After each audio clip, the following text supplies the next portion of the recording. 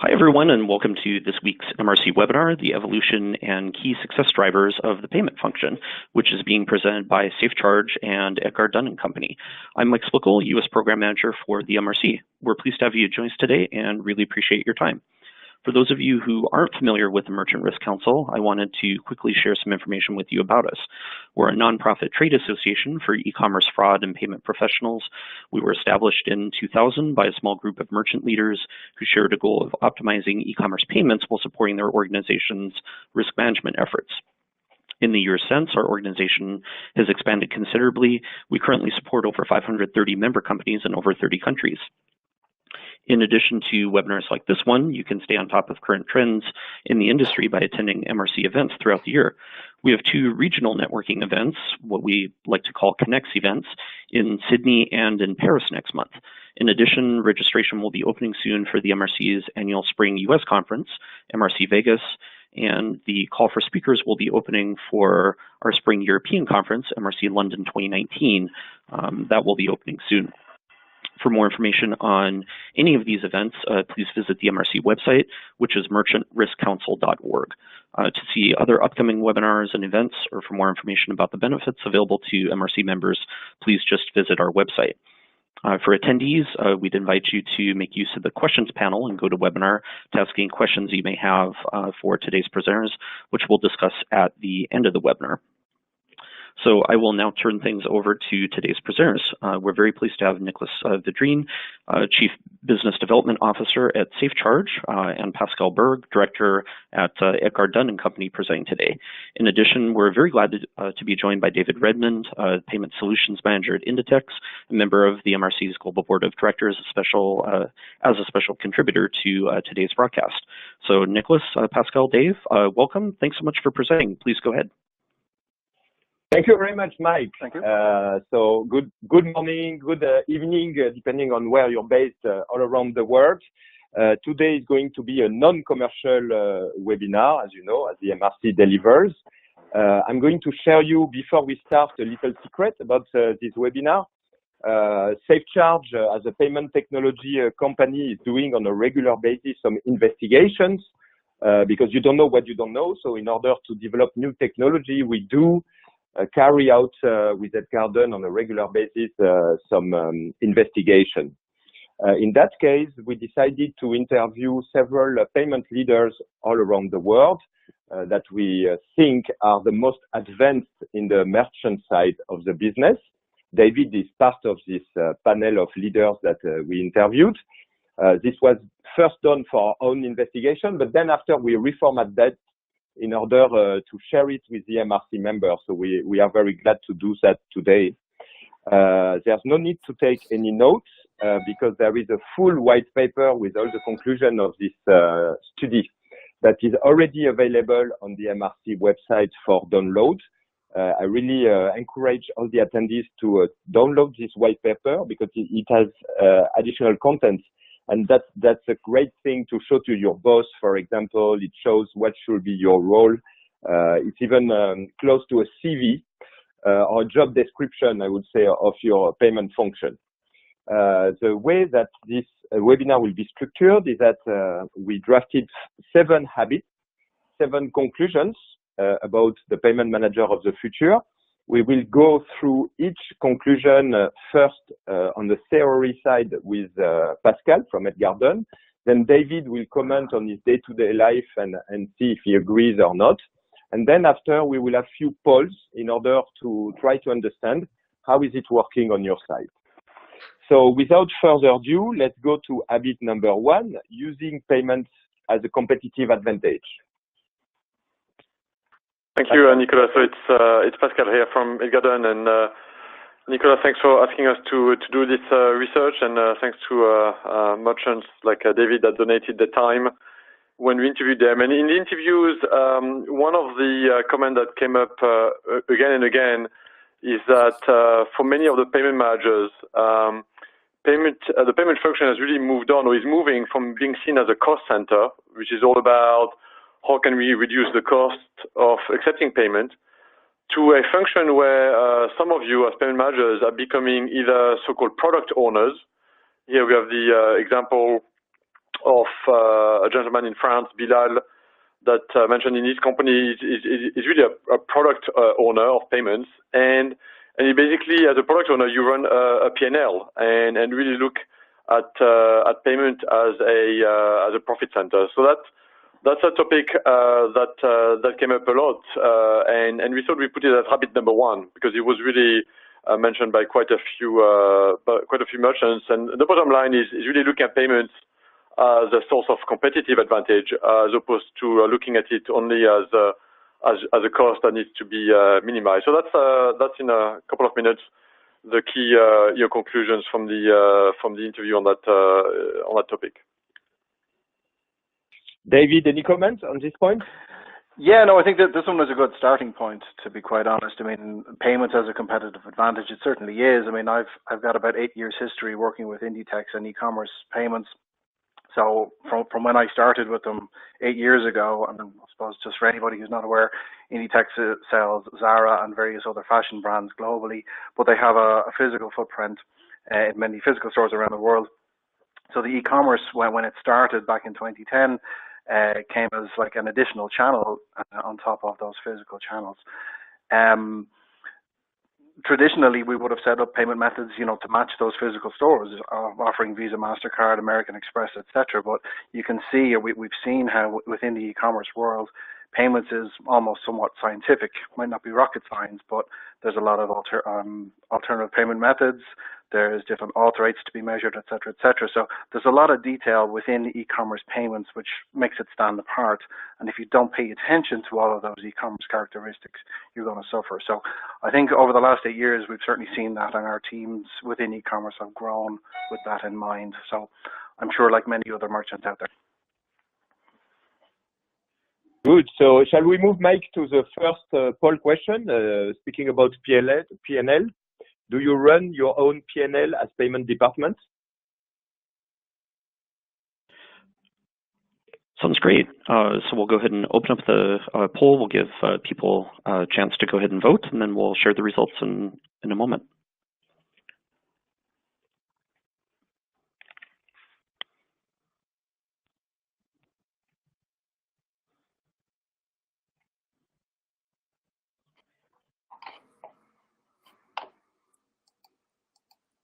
And we'll give people about another 10 seconds or so to go ahead and get in their selection, and then we'll close it down and share the results.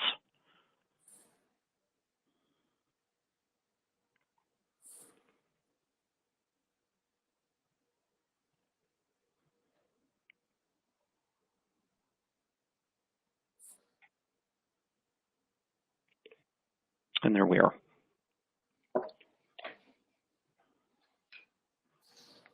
So Nicolas, if you want me to go first, I think it's, well, I'm glad you asked the question.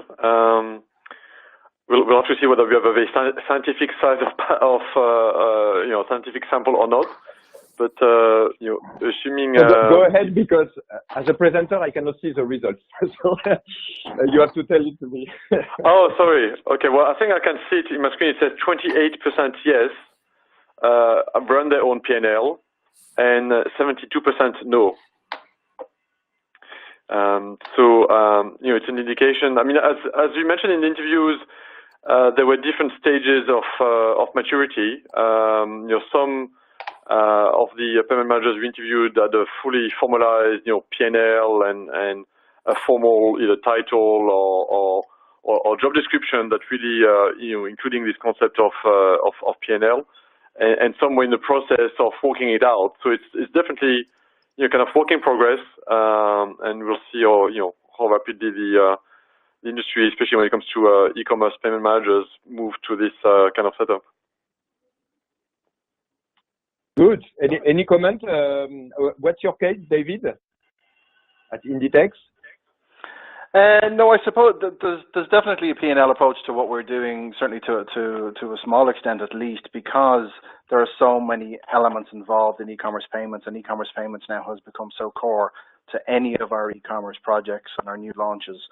So interesting that it's only saying 28%. I would guess that of the 70-odd%, I would say there's a lot of people doing things which can almost be described as P&L behavior or P&L management behavior, that they're just not quite I suppose, hitting that final line, but working towards that P&L approach.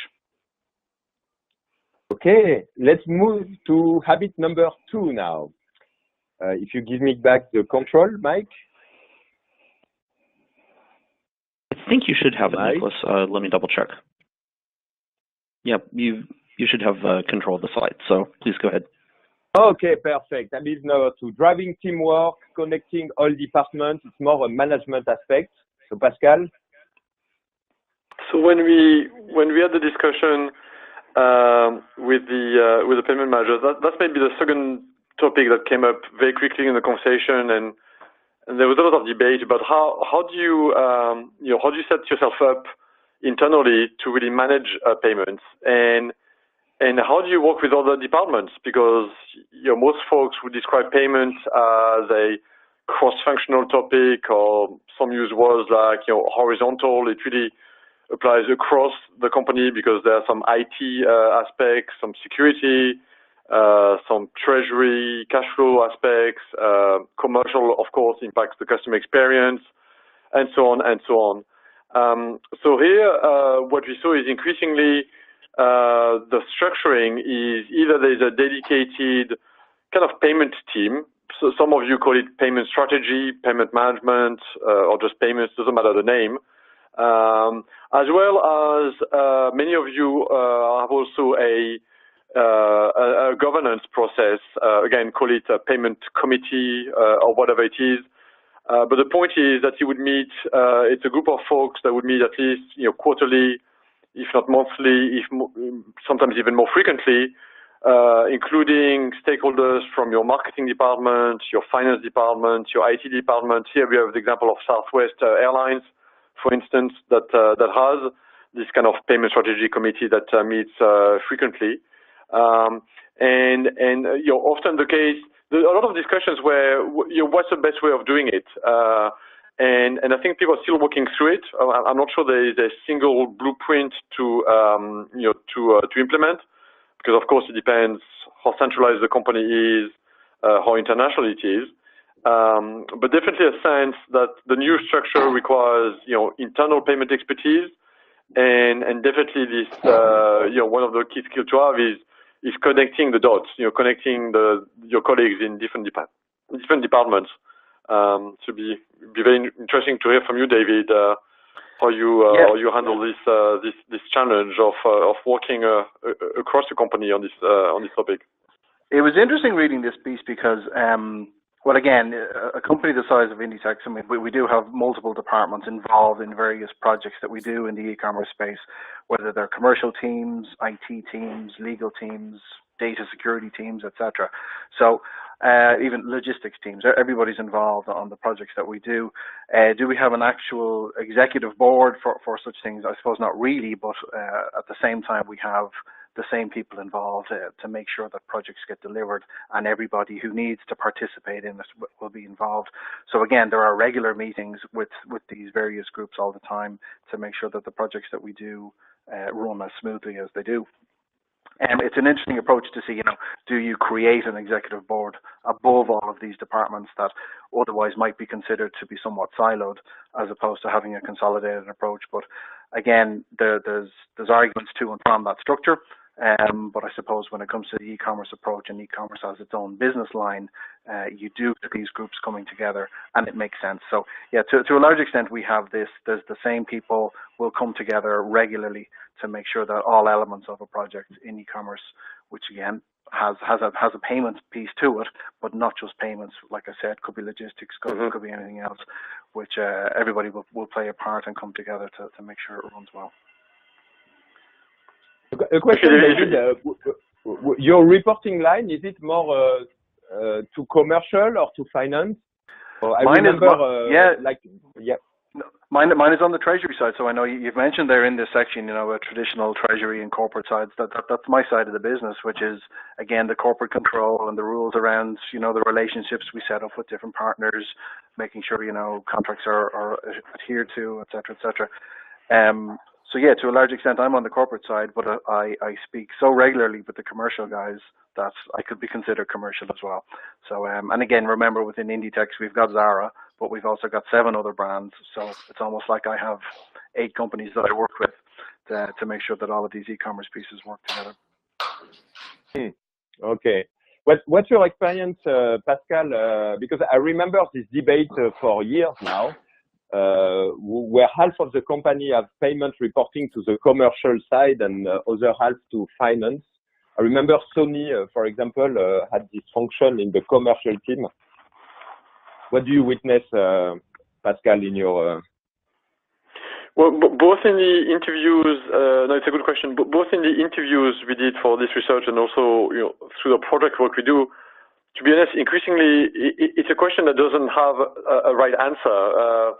Increasingly, it's a fact of let's at first make sure that internally we have the right payment expertise, and whether it's located under finance or commercial. Yes, it might influence the KPIs and the culture, but number one, let's make sure at least we have some internal expertise and some folks that are tasked on payment projects and on optimizing payments on a day-to-day basis.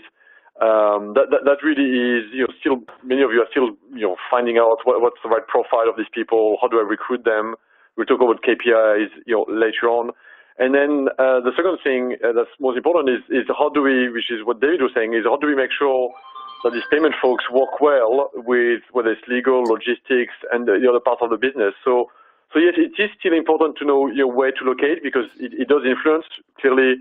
If it's treasury or finance people that are focused on payments, they may have more advice on typical treasury or finance topics like cash flow and fees and so on.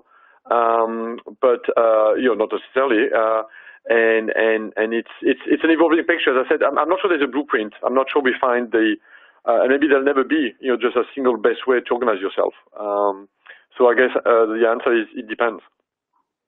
Okay. It might even depend on the priority of that merchant. I mean, you can look at Zara, for example, and say it's a very customer-driven, commercially driven entity, and that's fine. But other than that, whether you're going to take the lead from the corporate control side and say that these are the payment methods, these are the ways in which to process and control refunds, etc., whether that control overrides the customer experience, usually it's not the case.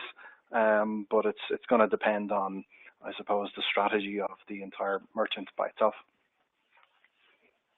Okay, so we are going to move to the next poll question, which is, do you have a growth incentive in your remuneration package, like a bonus or something like that, based on sales, on growth? So remember, the answers are anonymous, so it's not that we are going to disclose to everybody your bonus package.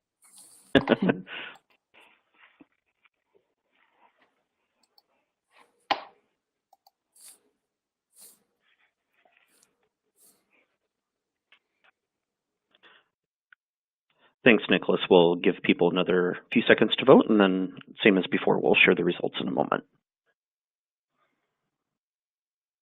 I met recently a payment manager who only had in his bonus criteria the fraud rate, which I think was boring.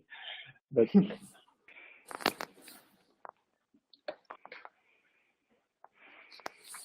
either foolish or very confident. Very good. All right, let's close it down and share the results here. So 42% yes, 58% no. Good. That's not bad. I was expecting less. So that's a very positive point. Maybe the attendees from the US are more advanced than the one in Europe in that point. Let's move to habit number 3. Building open relationship with payment partners. Pascal. Yeah, thanks, Nicolas. So this one came up, I think in Europe, but in the US, as well, from multiple angles. So here, the point we heard from many payment manager is increasingly I work with multiple payment partners, and by payment partners we mean very broadly, right? It could be gateways, PSPs, acquirers, or fraud vendors. Now, the answer is, the question was, why would you work with 1, 2, 5, or 10? And a lot of the answers were around, payment optimization. So if I work with multiple partners, I'm more likely to really improve my, for instance, my card approval rate, because I can find the best way to get a very high card approval rate when I run my authorization request. There are some operational topics. One that was really interesting to me, because to be honest, I didn't expect it too much, was, well, me as a merchant, I'm increasingly relying on my partners to basically help my business on topics such as changes in regulations. So that's why I'm mentioning there's maybe a difference here with Europe, where whether what's happening with a strong customer authentication and the PSD2 and so on, there are a lot of questions. Both help me understand what's going on, and then please tell me, partner, how can you help me either minimize the impact if it's a negative impact, or help me make the most of it if it creates new opportunities, and really relying on partners, so not just for the operational service, but somewhere for the advice and for working together to achieve whatever is the objective of the merchant. So part of this notion of building open relationships is, of course, operational, to really, as I mentioned, optimize, things like approval rate, achieve the fraud rates you want to achieve, and very quantitative kind of benefits. And some of it is more qualitative, to really get the proactive support and advice that as a large merchant you would come to expect from your payment partners. So that's how we ended up summarizing this habit number 3. Yeah, some comments on that? Yeah, sure. From my side here, I mean, you've said a lot of these points for me, Pascal, because, okay, yes, we're a big global retailer. We do have multiple partners that we work with. We're in multiple markets. Typically, we establish domestic e-commerce solutions in each of these markets. So the cross-border solution, which might be the easiest solution from, let's say, European or US perspective, isn't what we're looking for. So you're talking to multiple partners who may or may not have those domestic licenses to be acquiring locally. So you end up growing the number of partners that you work with. We equally have a very important contingency approach to everything that we do. So we'll have at least 2 card processors for e-commerce in each market, running side by side, everything running. It's not that you're doing 100% and then turning on the other solution if something goes wrong with the first one. You're running these 2 side by side. So I think, given the size of what we do and the complexity of the number of partners we have, it's a real hats off to an IT team. You really have to have a strong IT team who can configure and manage and maintain all of these connections and have them running as smoothly as possible. The big thing for us here is, as you said, whatever about regulations and understanding with your partner, that you're meeting regulations and keeping your auth rates high, etc. You're keeping these partners, by having multiple partners, you're keeping them all honest. You're getting competitive rates. You're equally potentially able to influence roadmaps. If you want to launch into a new market where potentially they don't have that presence, but you're giving them 18 months, 12 months heads up that you want to get into a new market, maybe they'll change their roadmaps to help work with you, and you can go there and grow there together.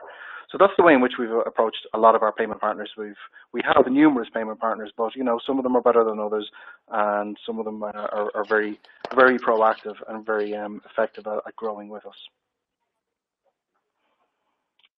Good, thank you, David. Indeed, I witnessed over the past years a drastic change in the relationship between merchants and providers. Like 5 years ago, it was, hey, do you process in Egypt?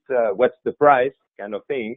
Nowadays, even the prospect, it's more workshop-oriented investigation of possible technology, etc. It's much more complex, but it's a little bit more hand by hand, I would say. And certainly at SafeCharge, we learn a lot from merchants as well during those process. Let's move to the next poll.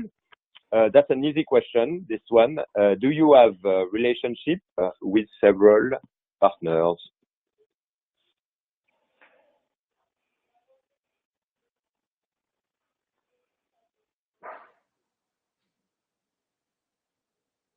So Nicolas, see here we give one more option. So it's not just yes, no. This time you have to think a bit more, right? There's a third option.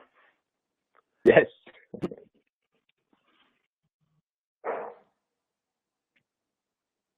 Yeah, we wanted to give people an option just in case they had something already on their Sure. roadmap for the next 12 months. So I think that's a recurring question on the payment survey of the MRC as well, this one. it is, yeah. Yeah, this is definitely a topic for the global payment survey, which is, I think, a good question to ask. We'll give people a few more seconds to vote, then we'll close things down and share the results.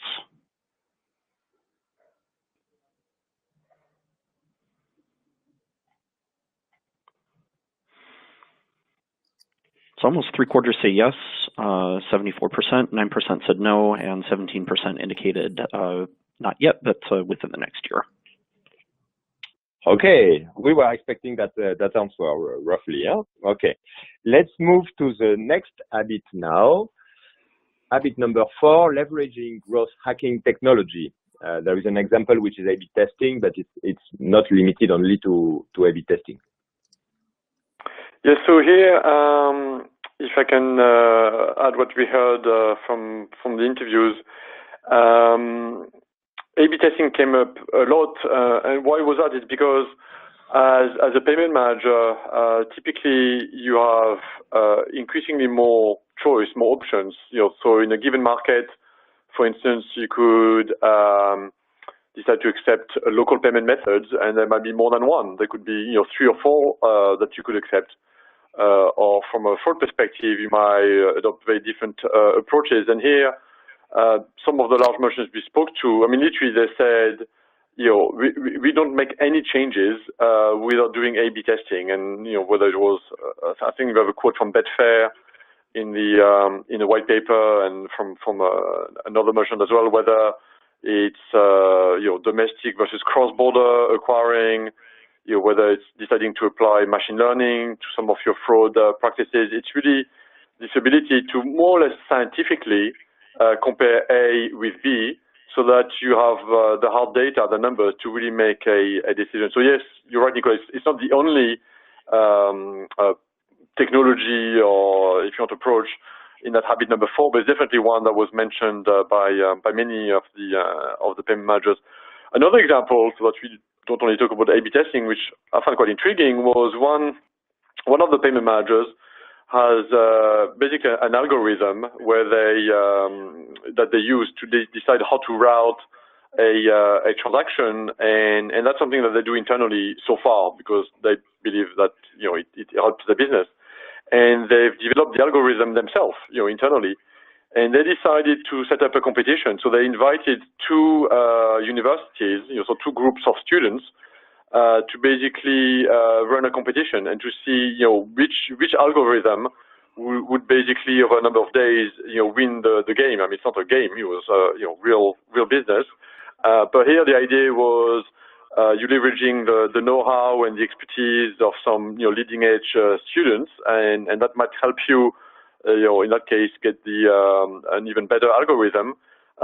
Interestingly, there was also a secondary objective, which is, I'm sure you experienced the same. For many of you, it's hard to recruit the right talent. It's quite hard to find the right people.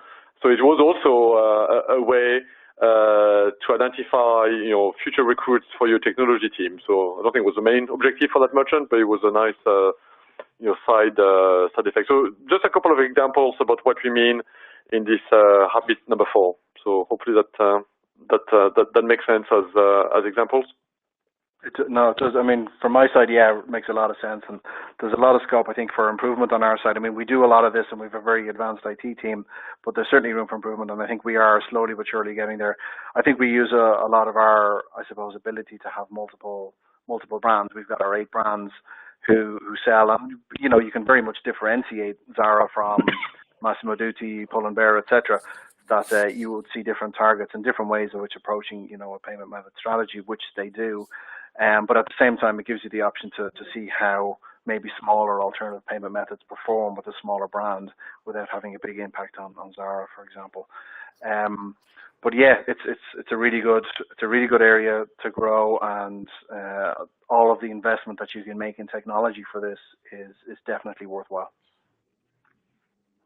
Good, thank you. So we are moving to the last poll, which is, do you, not the last, number 4, do you perform A/B testing?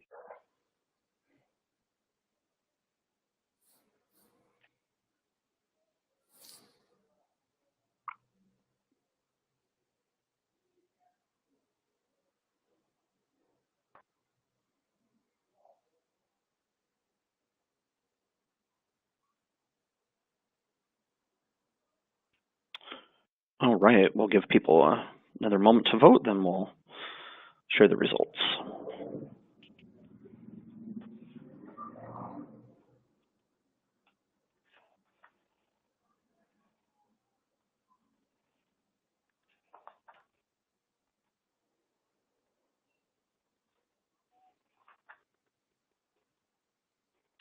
Okay, let's close this down and share the results here. So about 1/3, 2/3. So 31% yes, 65% no, 4% indicated not yet, but they will within the next year. I suspect this will grow in the next year. It's interesting, yeah. Okay, we are moving to habit number 5, delivering positive experiences. So here, on this habit number 5, I guess there are two different angles.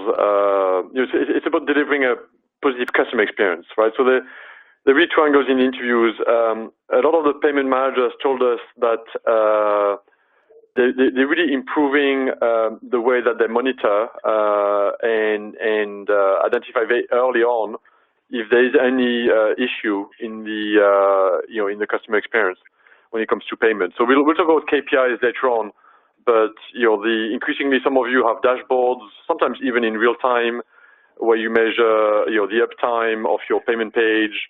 You measure your decline rate. It's maybe more for an American expression, but I heard some of you use the term insult rate as opposed to decline rate. So because it can be a very emotional topic for a customer, right? They may have spent many minutes, if not hours, on your website or on your mobile app, and then when it comes to payment, something wrong happens, and they feel insulted, right? If they're using the right card and they declined, or if they need to start all over again. So there's an operational topic that is linked with KPIs, and we'll talk about that later on.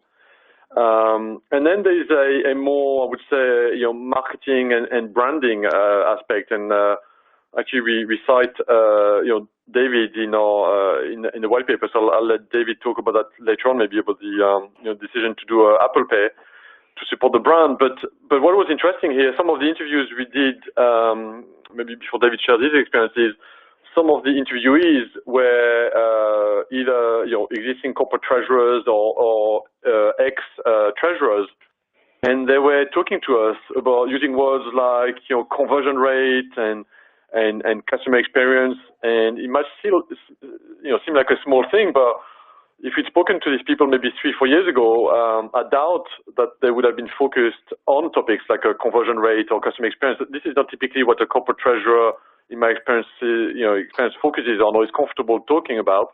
But now they were, because they really realized, of course, the importance, the impact that payment has on the customer experience, and therefore on the top line and on the customer loyalty. So that's a key habit here we wanted to highlight. But I'm sure David has more to say on that topic. Sure. I mean, when you talk about the customer experience, I mean, across everything that we do within Inditex, that's customer is key to everything, whether it's online, whether it's in the physical store, etc. And the payment experience is also embedded as part of that. I'd start even maybe with some of our online developments that we've done. I mean, we've developed an internal tokenization solution. Again, most people would be aware of that, whether they're using it with a partner or developing their own. The ability to tokenize and make that checkout a quicker and more seamless experience for the customer will build a loyalty experience there for them, and they'll be back again. Beyond that, I mean, we mentioned, you quote me, you're right, as you say in the paper about Apple Pay. Obviously, Inditex has worked very closely in developing apps. I mean, we have our desktop, mobile, and app channels, and we've worked very closely with Apple for this. So when Apple Pay came about, obviously a number of years ago now, it just made sense that that partnership would continue in that way. But if you look at, I suppose, the brand of Apple Pay and how it was conceived as being something that was quite cool and futuristic, that would sit nicely with the various brands if you wanted to fit with that and have that similar kind of market approach. So that was another part of one of our strategies to roll out with Apple Pay. So yeah, other than that, I mean, other experiences that we've done, I mean, when we look at the omni-channel piece, where we talk our physical stores and online, you're trying to make that customer experience as seamless as possible, having the same experience online or in store, same payment methods, the ability to tokenize, pay on one, get your refund through the other, whatever the case may be, and just to make the whole customer experience as simple as possible, and to make sure that payments don't get in the way. So again, that's very important, especially with I suppose the growth of omni-channel experiences now. We have some, I suppose, different projects that we do with new, self-checkout devices in store, e-commerce checkouts in the physical store, etc. that we've developed. A lot of that, is a very detailed and complex project because you're looking at how do you manage stock, are you fulfilling orders from physical stores, online orders from physical stores, etc. That there's a lot involved. But at the same time, everything is geared towards making the customer experience simple and straightforward. Okay, thank you, David. So the next question is related to an experience I had 1 month ago. So we were going to a big meeting at World Duty Free because we were launching WeChat Pay at Heathrow Airport together with them. I arrived to that room, and out of 10 people, 7 were from the marketing department. I was not expecting that at all. You had some merchandising people, sales training, etc. So the next question is around the involvement of marketing department in the payment strategy.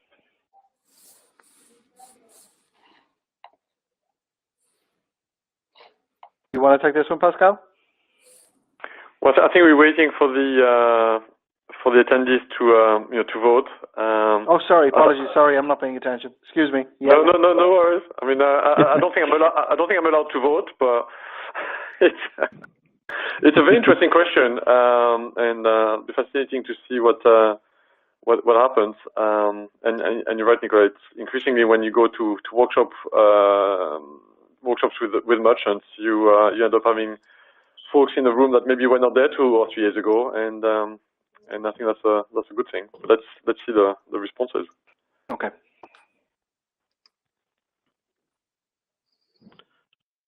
All right, thanks. We'll leave the poll open for a few more seconds, and then we'll share the results.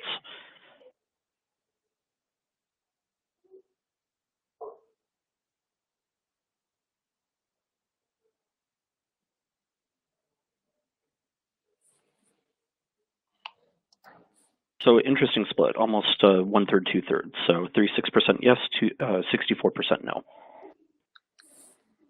So for 64% of people, Nicola, it's a call for action. Get your marketing colleagues involved. Typically they're fun people as well. So. Yes, absolutely. Okay, let's move to habit number 6, defining new performance indicators. So that's a great topic, and to be honest, we could do a whole hour on that. Is how do you measure success?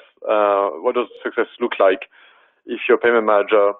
Now, in the white paper, we categorize them in 5 buckets. Now, some of them you'd expect, and I'm sure many of you look at them already. So if I start maybe with what you would expect payment managers to say. On card authorization, things like what's the approval rate, and look at the card approval rate maybe by country of issuance, even by card issuer, and then trying to look at number of attempts and so on. That's maybe not surprising, but it's, there was some variance here as to the level of detail. Then the second bucket around fraud and chargeback KPIs, again, of course, you'd expect things like percentage of fraud losses or chargeback win rates when you dispute chargebacks. Again, not that surprising. And then the third bucket, financial. Yes, we said earlier you're moving towards a P&L approach, but you still have to monitor the cost. So looking at metrics like cost per transaction is obvious. What's less obvious is how do you define cost? There was some debate about you just look at external fees that are being charged to you, for instance, by your acquirer, or do you try to also estimate your internal costs, your internal people that work on payments, for instance? So, but these three were maybe not too surprising. A couple that were maybe more surprising around the alternative forms of payment. Here it was you're maybe looking at different metrics partly because there was still some question about exactly which local form of payment should I really accept, even though I may have implemented local payment method X, Y, Z in Japan or in Korea. Is it really giving me either the uplift in revenue or the performance that I want? So some of the metrics were maybe more around usage patterns and adoption than just a straightforward card metrics where folks assume that you have to accept Visa, MasterCard, or Amex anyway. It's just to optimize it. And the fifth bucket, which to us is maybe the more interesting but the harder, is how can you have KPIs related to what we just talked earlier, the user experience? How can you really try to measure what's happening day in, day out with your customers? And here we saw some of the payment managers, for instance, use soft or more qualitative kind of KPIs. So for instance, some of you, one example was one merchant would have a weekly meeting and review with their colleague in the customer service centers, the folks that receive the phone calls or the complaint email from the customers, and to really try to get a weekly report on what are the keywords that I mentioned, what are the instances that are mentioned by users as a reason for their complaint. So that again, not exactly sure about how to best do it, but definitely attempts to get direct feedback or as direct as possible related to the user experience. So that's the types of KPIs that we heard in the interviews we had. So David, do you maybe want to comment on that to see whether you have even some others or some of these performance indicators?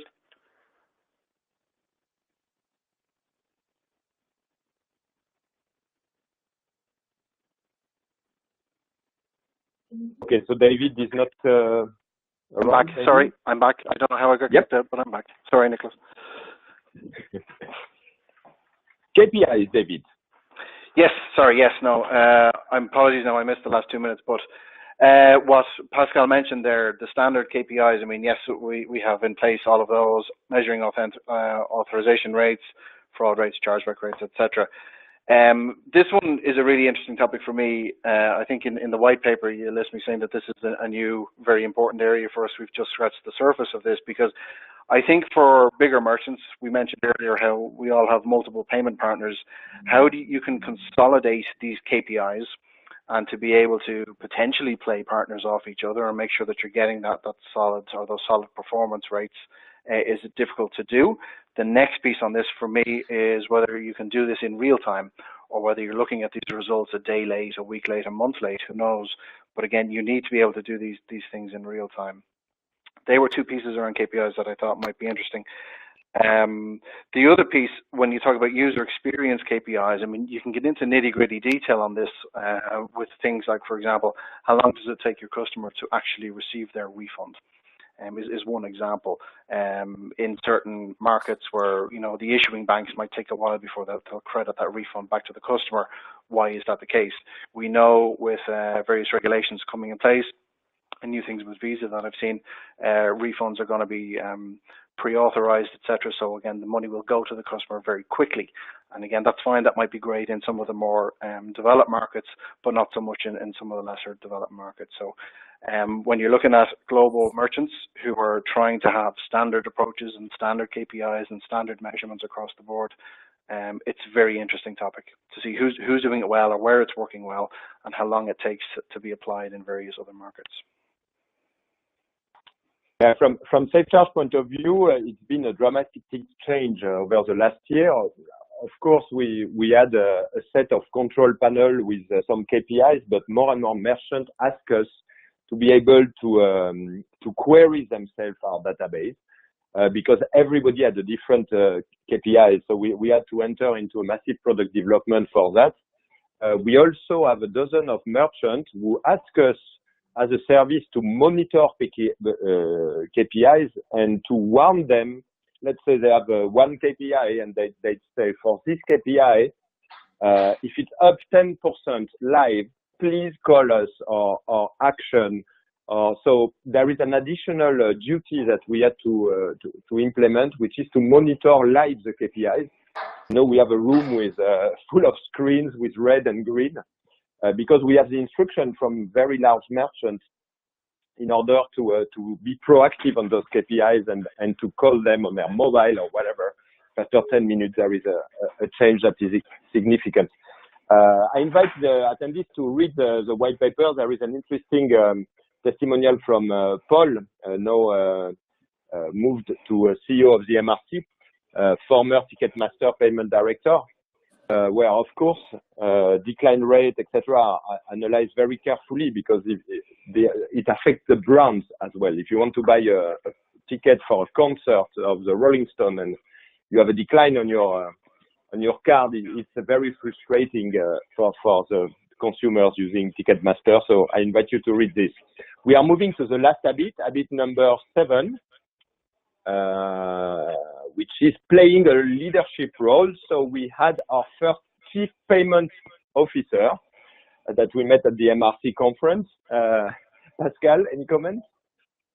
Yes, so that's basically how we finished with these conclusions by saying that as a payment manager, increasingly, because you are becoming a product owner or a P&L owner, basically you might need to go and fight to obtain an investment of X million, to be able to invest into whatever you want to invest in. So you may, some of the payment managers told us that now they have to present to their board, the company board, not some kind of lower level, so at very senior level to get to obtain this investment, and then they need to present the results, maybe 6, 12, 18 months later. So the ability to summarize what payment is in very simple and business terms, the ability to be convincing, to obtain investments, and then to know how to deliver a project on time and to deliver the ROI that would be estimated, that becomes increasingly part of the daily job of payment managers. So it's for some of you it's new, some of you do it already, but it's definitely what we mean when we say leadership role. And as you said, Nicolas, maybe payment manager is on the title in the next few years. Maybe it's whether it's chief payment officer or whatever the word is maybe less important, but the role is becoming increasingly, being a business owner and having the skills that your peers have in other areas. So I think that's quite exciting for the folks that are in this kind of jobs. David, when are you moving to the board of Inditex? Yeah, right. I wish. It's interesting, this one. I mean, by all accounts, even in our space, we know how important payments is to everything that we're doing. Certain projects just won't move if the payment piece isn't moving alongside and moving with it. I would say over the last year or 2 years, there has been more of a strategic approach toward payments. There are a number of roles in headquarters out in Spain that are looking at it in that way now and recognizing its importance. So, yeah, I'm not surprised that habit number 7. I can certainly see that happening to some extent within Inditex. It also depends, as you know, of the sector and the business model of each merchant. I was with a merchant recently, a client.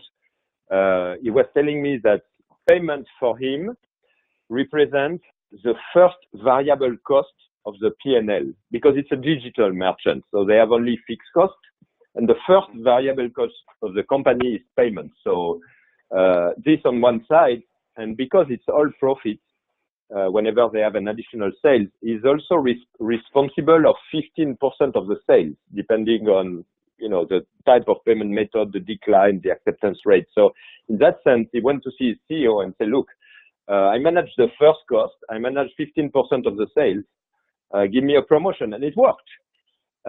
So I really hope this will happen for many merchant members of the MRC. That was a conclusion for me. I think we have a Q&A session now, Mike. Indeed, we do. So Nicholas, Pascal, and Dave, thanks so much for presenting. That was great. We definitely would invite people to go ahead and submit any questions that they have just using the questions panel in GoToWebinar. We did receive a few questions, so I think let's go ahead and get right to those in the remaining time that we have left. First question, where do you think the role of a payments manager fits best in organizations? So maybe if I go first. Yeah. Yes. That's a little bit, I guess, what you were asking earlier, Nicolas. It's I'm not sure there's a single answer, unfortunately. It's a good question to ask. I mean, it's a good sign, right? If a merchant asks this question, is that they are thinking of better organizing how they manage your payment, that they're building a team, and that they're working out where to put that payment team. So it's a good sign. Unfortunately, I think the answer is it depends. We said that earlier. The sector, the size, how international you are. It's not a straightforward question. So you can talk to your peers to find out. It's typically not a very competitive topic, or you can talk to people like Nicolas, myself. You can maybe share some examples offline. But it's the question is it depends. At least that's the answer I would give. I tend to observe in our customer base. Whenever it's a retailer, then it's more under the finance, treasury, etc. Whenever it's digital, it's more under commercial, sales departments. So that will be my guess. But there's no ideal situation. I mean, you have to take into account as well that in the US, usually payment and fraud prevention were two very separate, let's say, departments that helped for payments to move towards sales, whereas fraud is more in finance or risk departments. Whereas in Europe, those two functions were often merged and under the same management. So the impact on organization was different in Europe.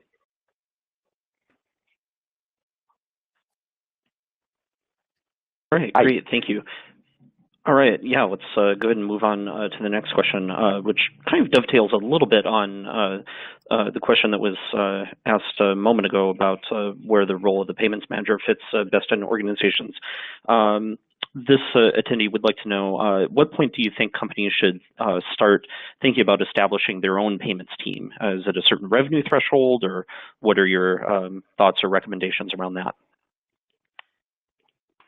Well, when we worked with the MRC on the payment survey, I think it was 3 or 4 years ago, and to be honest, I'm not sure if the question is still asked. We asked the number of FTEs that were in the payment team in different revenue bands. So smaller merchants versus mid-size versus very large merchants. So I mean, I don't have the numbers top of mind, but that person could maybe check that report, or Mike could maybe share it with them.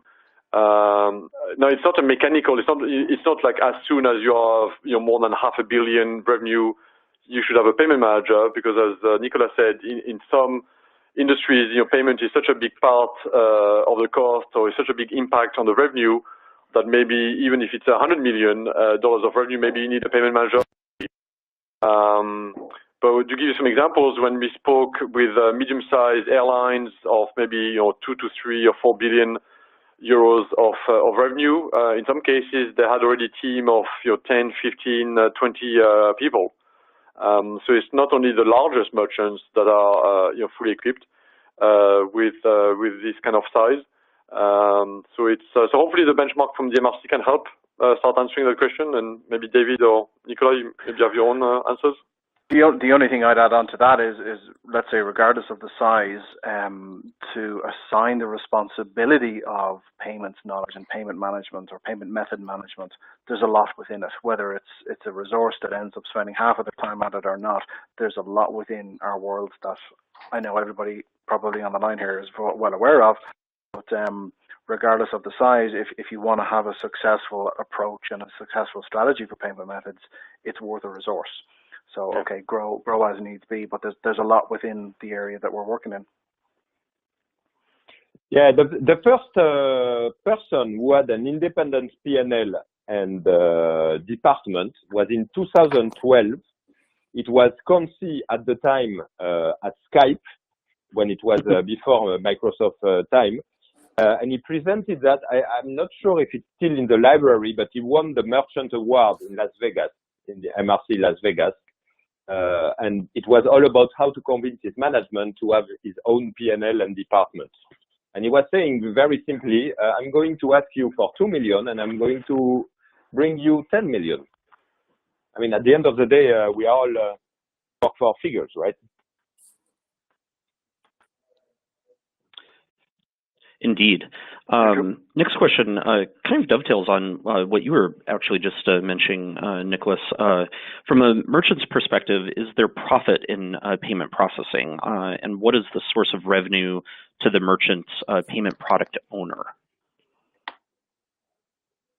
Okay, so maybe I start with that one, because indeed, whenever we win a new client, somewhere in the route, we had to present a business case with some incomes, which is very new compared to 5 years ago.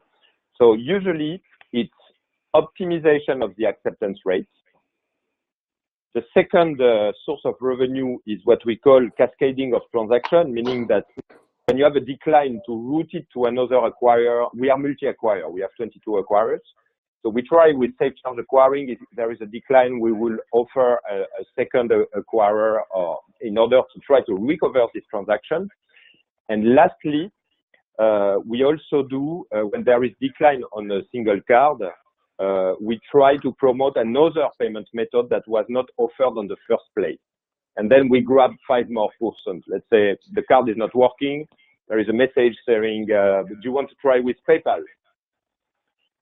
So all those, let's say, steps in the acceptance of the payment are revenue generators. They are not cost generators, in fact. And the second thing are geographies, trying to optimize by geography. I know that David is a champion. It's not a secret, because I saw a press release on that you're going to sell online all over the world. I'm sure that you're being very busy right now. Exactly, yes.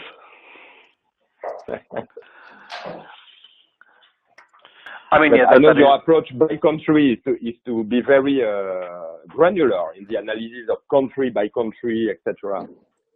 This is it. I mean, you could argue that we've everything but the low-hanging fruit left at this stage. A lot of the complex markets are left, and yeah, we've had some good research so far, actually. So yeah, we're busy looking at that already. And by all means, that's where there will be additional revenue. So yeah, looking at new markets and looking where you can grow. In answer to your question, Mike, I mean that's an approach that we're taking. All right, great, thanks. I think if you have time for 2 more quick questions, I would like to go ahead and fit in both of these. If everyone has just another moment, then we'll go ahead and wrap things up. Next question regards A/B testing. What are your thoughts on using multivariate analysis? In other words, running more than one A/B test at the same time. Open that up in case anyone has comments or insights on that. To be honest, it depends on the level of sophistication of the merchant, right? Because the only criticism one could make of A/B testing is if you test so much and you're overwhelmed by the amount of outcome and data you have, and you don't have folks that make sense of it or that can analyze it, it questions why you're doing it, right? So you need to make sure that when you do A/B testing, you have the team or the technology to really, make sense of the results and then, drive the right, decision. So I would say, let's walk first and then run if you have the ability to run. Yeah, I mean, usually the criteria we are asked by our clients are around bins, country, amount, sometimes time of the day for the ones that are very advanced, but they do one A/B testing after the other. They don't do a matrix because if not, it's really complicated.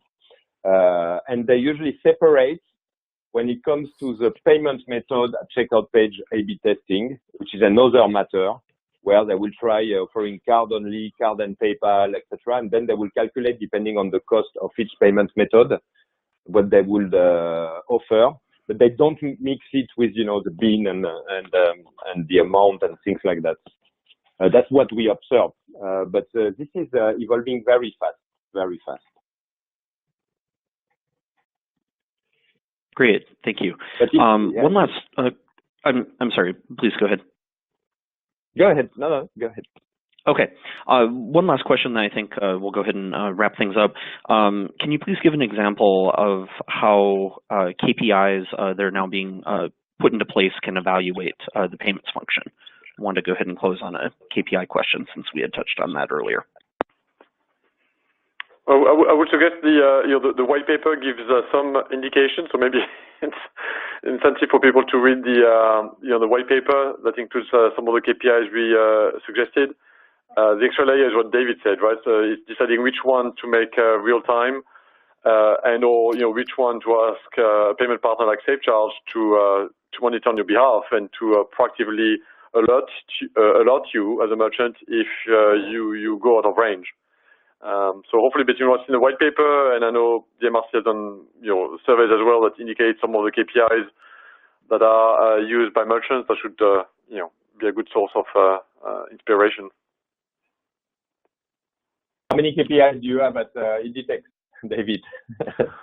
I couldn't tell. Multiple. But I mean, I like that question from the point of view of what are you going to do? You're going to look at all these KPIs, and is it a question of, is the payment method that I launched there worth keeping, or do I end up turning it off?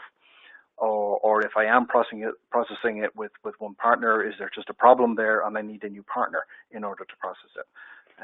And again, we've had different situations in different markets with different APMs, for example, where we've seen the performance. You look at the size of the basket of payment methods that you have and how important it is, and whether that's meeting the criteria you expected or not. And then you'll get into the granular level of detail, like auth rates, chargeback rates, fraud rates, for example, even the customer experience with that payment method. If certain APMs have really operational, onerous, manual tasks associated with them, and they're amounting to 2% of your full basket, is it worth it? So again, it depends on what you're looking for, what answer you're looking for when you look at all those KPIs. Yeah, I mean, as a template, we would have a dozen of KPIs, but again, we had to add the ability for each of our clients to add their own KPIs, because the sky was the limit when it comes to the number of KPIs. My recommendation is to be careful not to have too much, because after it's difficult to take conclusion, or you don't know how those KPIs interact between each other. So it doesn't help. It's nice to see, where the problem is, but you don't know how to action on that. And to the previous question about, how to manage it, etc. Indeed, I would say that for over 50% of our merchants, so the majority of our merchants, 60, 70, we have a team who have to manage the KPIs and help them to analyze. Very soon, they can't have their own conclusions, so we have to investigate together with them and to do the A/B testing together with them, because too much is too much. Now, there is an additional level of complexity for the ones working together with marketing. Usually, marketing has a lot of KPIs to profile the type of customers, type of order, etc., and they try to cross it with the payment KPIs, and it's becoming very, very complex because you have to interact with KPIs that are from outside your department. So you have to segment each KPI. So one KPI is not enough. It depends on the type of client, etc., But I think this is something that will evolve. I remember the MRC trying to do a book on standard KPIs, and we have a lot of round tables and a lot of presentation. But there is always a new one, so it's an impossible task to deliver, I think.